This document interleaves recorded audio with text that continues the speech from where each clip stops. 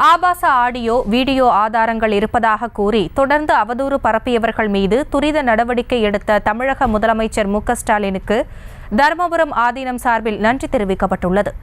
இதுகுறித்த கூடுதல் விவரங்களோடு இணைகிறார் எமது செய்தியாளர் செல்லப்பா. வணக்கம், விரிவான விவரங்கள். வணக்கம் ஹாசினி. மயிலாடுதுறை மாவட்டத்தில் உள்ள 400 ஆண்டுகளுக்கு பழமையான தருமபுரம் ஆதீன திருமணம் உள்ளது.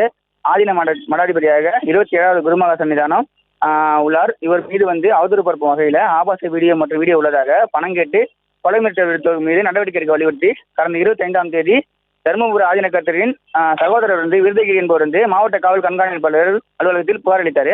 இந்த புகாரை எடுத்து போலீசார் ஆபாச ஆடியோ வெளியிடாமல் இருக்க வழக்கு பதிவு செய்து 9 பேர் மீது வழக்கு பதிவு செய்தனர். இதுல 5 பேரை கைது செய்து மயிலாடுதுறை நீதிமன்றத்தில் ஆஜர்படுத்தி சிறையில் அடைச்சாங்க.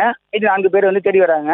இதுல மீண்டும் தருமபுர ஆதீனத்தோட சகோதரர் விருதகிரி ஒரு மாவட்ட காவல் கண்காணிப்பு அலுவலகத்தில் ஒரு கடிதம் ஒன்று கொடுத்து அதில் ஒரு சில நபர்களை நீக்கம் செய்து கேட்டிருந்தார். மேலும் தருமபுர ஆதீனம் தற்போது ஒரு பத்திரிகை செய்தி வெளியிட்டிருக்காரு.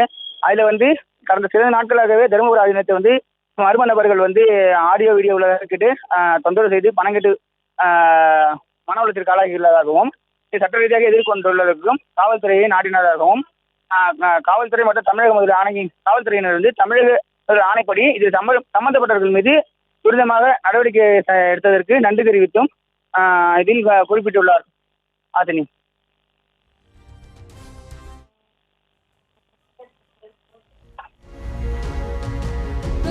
நன்றி செல்லப்பா. செய்திகளை உடனுக்குடனும் துல்லியமாகவும் தெரிந்து கொள்ள சப்ஸ்கிரைப் பண்ணுங்க.